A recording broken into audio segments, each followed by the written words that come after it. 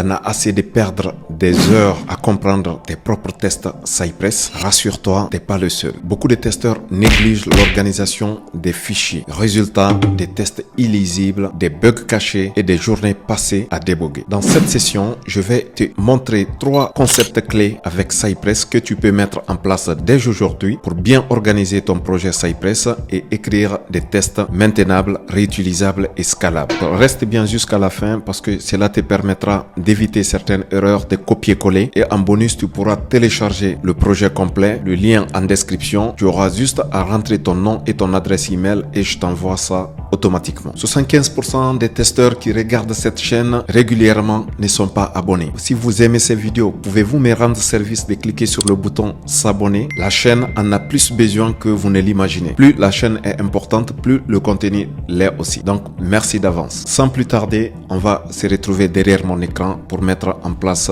ces 3 concepts par la pratique.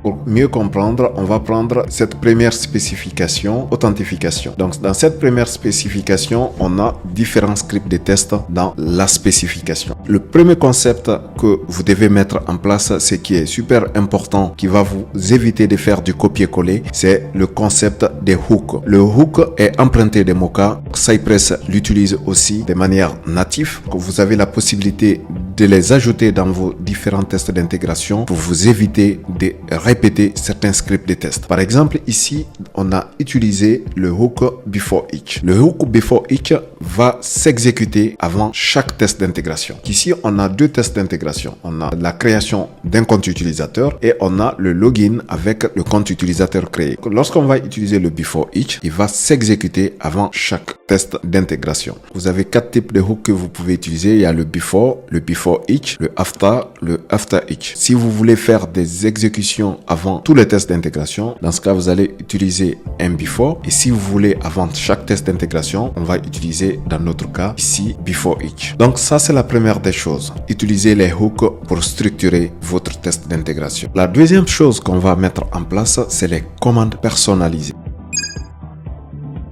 Vous pouvez créer vos propres commandes personnalisées avec Cypress, ce qui va vous permettre de les utiliser dans plusieurs tests d'intégration sans faire du copier-coller. Et lorsque vous allez vouloir modifier, par exemple, une fonctionnalité dans ce script de test, vous avez juste qu'à vous rendre dans la commande personnalisée, faire vos modifications, ce qui va être appliqué dans toutes les spécifications où ça fait appel à cette commande. On va mettre en place des commandes personnalisées qui vont nous permettre, par exemple, de créer un compte utilisateur ici et de faire l'authentification avec ce compte utilisateur. Pour créer des commandes personnalisées, il faut se rendre dans support et dans le fichier commande.js. Donc je vais supprimer tout ça et je vais créer mes propres commandes personnalisées qu'on va pouvoir utiliser. La première des choses qu'on va faire ici, on va saisir cypress.command.add. En paramètre, on va définir le nom de notre commande. Donc c'est create user.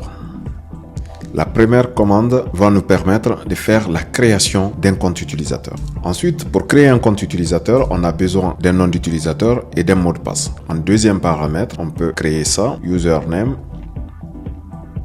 password. Et je vais venir récupérer les scripts que je souhaite ajouter dans cette commande. Donc à partir d'ici, je vais copier tout ça et l'ajouter dans ma commande personnalisée. J'enregistre les modifications et on va venir remplacer tout ça dans notre spécification. Donc, avant de supprimer, je vais d'abord commenter pour m'assurer que tout fonctionne correctement parce qu'on est en phase de refactorisation. Donc il faut faire par petits bouts. Lorsque ça fonctionne, on peut supprimer ce qui a été modifié. On va faire appel à notre commande personnalisée. On l'avait appelé create user.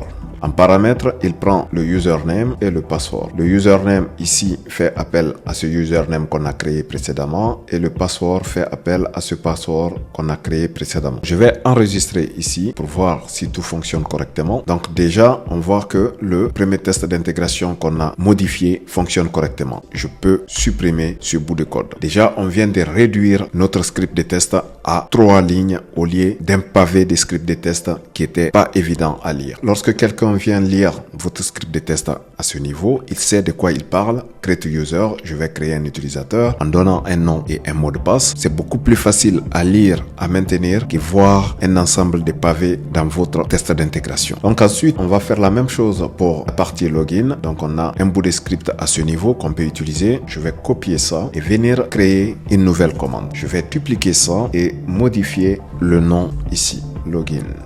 Ensuite, je vais remplacer les différents scripts. J'enregistre mes modifications. Puis, on va revenir à ce niveau pour remplacer ces bouts de script par la commande personnalisée qu'on vient d'ajouter. Je fais site.login, username, password. J'enregistre mes modifications et on regarde l'exécution en parallèle. Donc l'exécution s'est passée avec succès et nos deux tests sont passés avec succès. On vient de faire ici la modification de notre spécification en faisant déjà une refactorisation pour réduire le script de test. Et lorsqu'on va vouloir faire des modifications sur ces différents scripts de test qui vont permettre de faire la création d'un compte utilisateur ou l'authentification sur notre application, on va juste se rendre sur commande et commande personnalisée et on va apporter des modifications. Si par exemple c'est des sélecteurs, on va venir modifier à un seul endroit et qui va être dupliqué à toutes les spécifications de notre projet. Si vous avez plusieurs spécifications qui utilisent les mêmes commandes personnalisées, la modification que vous avez apportée dans les commandes vont se répercuter dans toutes les spécifications. Donc c'est ça la puissance de ces commandes personnalisées. C'est très important de les mettre en place si vous démarrez un projet d'automatisation des tests avec Cypress. C'est une manière d'utiliser la puissance de Cypress pour pouvoir mettre en place des tests maintenables, lisibles et scalables. Le troisième concept qu'on va voir ici, c'est les fixtures. Les fixtures vont vous permettre de gérer les données statiques. Et pour cela, il faut se rendre dans Fixtures et ajouter vos différentes données statiques que vous aurez besoin d'utiliser dans différents tests d'intégration. Et cette manière de faire va vous permettre de stocker toutes les données que vous utilisez dans les différents tests d'intégration à un seul endroit. Lorsque vous faites cela, ça va vous permettre non seulement de séparer les données avec les tests d'intégration, mais aussi vous pouvez faire la modification de ces données à un seul endroit qui seront répercutées dans toutes les spécifications qui ont besoin d'utiliser ces données. On a déjà un exemple de fichier JSON qui a été ajouté lors de l'installation de Cypress. On va modifier ce fichier pour ajouter notre propre fichier JSON. Donc je vais déjà renommer ce fichier. Je vais l'appeler user. Ensuite, on a une donnée JSON ici. Dans cette donnée, on a la clé et la valeur. D'abord, on va modifier la clé qu'on souhaite utiliser dans nos tests d'intégration. Cette clé, je vais l'appeler username. Ensuite, ici, je peux mettre comme valeur, je peux écrire démo Cypress. Je vais faire la même chose ici, password. Et comme valeur, je peux saisir démo Cypress 1, 2, 3. Comme j'ai pas besoin de cette troisième ligne, je peux supprimer tout simplement et je vais enregistrer tout simplement mes modifications. Maintenant, on va utiliser ces données dans notre test d'intégration. Pour utiliser ces données dans notre test d'intégration, déjà, on va regarder qu'est-ce qu'on va faire avec. Vous avez vu dans ce test d'intégration, on avait déjà deux constantes qui vont nous permettre de créer un nom d'utilisateur de manière dynamique et un mot de passe qui est statique. Par contre, avec le fixture, on ne va pas pouvoir utiliser des données dynamiquement. On va faire l'effet inverse. On va faire la création dans notre test d'intégration et le stocker dans notre donnée JSON qu'on vient de créer qui est user.json. Et pour faire cette modification, on va l'ajouter dans le before each. Comme le before each s'exécute avant tous les tests d'intégration, on va pouvoir faire cette modification, stocker la valeur de nos username dans le fixture et les réutiliser dans nos tests d'intégration. Donc je vais couper déjà mes deux constantes. Ensuite, je les ajoute avant même de lancer mon application. Donc je l'ajoute à ce niveau et je vais utiliser une méthode qui va permettre d'écrire dans le fichier JSON. Cette méthode, c'est writeFile.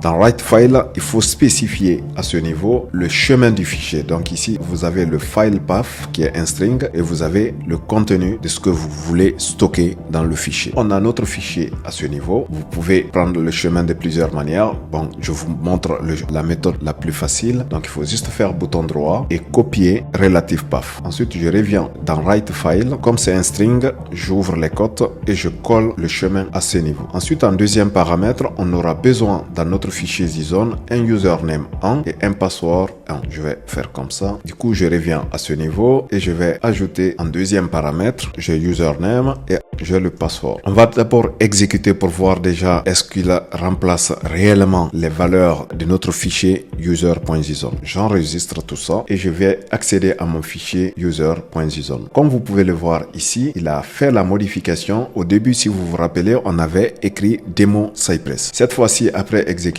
il a écrit démo suivi de ces chiffres. Et ici, il a remplacé le password qui était démo 123 à password 123. L'injection de notre donnée fonctionne correctement. Ce qu'on va faire maintenant, on va utiliser ces différentes données, récupérer le username et le password dans notre test d'intégration. Donc, on revient dans notre spécification. Je me positionne dans le test d'intégration que je souhaite utiliser pour mes fixtures. Ensuite, je fais sci.fixture.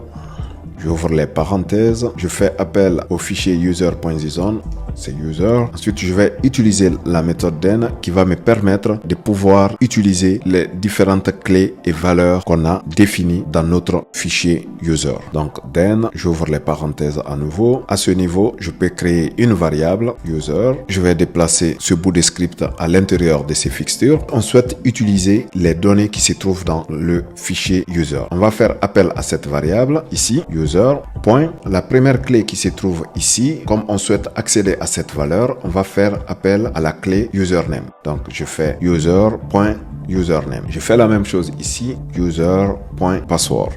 Donc, je viens de récupérer en premier paramètre le username et en deuxième paramètre le password qui a été stocké dans le fichier user.json. Je vais exécuter ça pour voir déjà si ma première modification fonctionne correctement. Je vois ici que le premier test d'intégration est passé avec succès. Ici, on a une coche verte. Ça, c'est déjà un point de gagné. On va faire la même modification dans le deuxième test d'intégration. Donc, je copie cette partie. Je vais venir les ajouter là tout simplement. Une fois qu'on fait cette modification, on va faire appel à la valeur de username se trouvant dans user.json. Donc, je fais la même chose, user.username, qui fait appel à la donnée de username, pour faire attention. Ensuite, je fais user.password qui fait appel à la valeur de password qui a été stocké dans notre fichier password 123. Dans notre assertion aussi, on va faire la modification. Donc, on fait user.username. On vient de remplacer ici les différentes valeurs de username par les bonnes valeurs. Donc, on va enregistrer ces modifications pour voir ce que ça donne concrètement. Donc, comme vous pouvez voir, on vient de faire ici la modification de notre spécification en utilisant trois concepts clés. On a utilisé le hook qui va nous permettre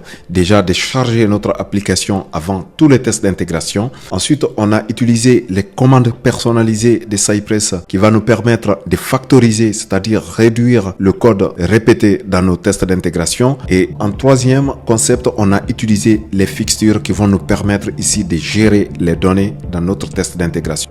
N'hésitez pas à mettre en place ces différents concepts dès aujourd'hui pour rendre vos codes beaucoup plus lisibles, maintenables et scalables, puisque vous aurez la possibilité de faire des modifications directement dans les commandes personnalisées, ce qui va vous faire gagner déjà énormément de temps. Imagine-toi que le script qu'on vient de personnaliser est utilisé dans des dizaines de spécifications. Lorsque tu vas vouloir faire la modification d'un sélecteur, tu seras obligé de parcourir toutes les spécifications pour pouvoir faire ces modifications. Mais si cette commande est utilisée en un seul endroit, vous aurez juste à accéder à la partie commande et faire la modification directement dans cette commande et ce qui va être répercuté dans tous vos tests d'intégration. Donc c'est ça la puissance des commandes personnalisées. N'hésitez pas à les mettre en place dès aujourd'hui dans vos différents tests d'intégration. J'espère que cette vidéo vous a été utile. Si vous voulez encore apprendre d'autres concepts en automatisation des tests, vous pouvez cliquer sur la vidéo qui s'affiche juste après et on se retrouve de suite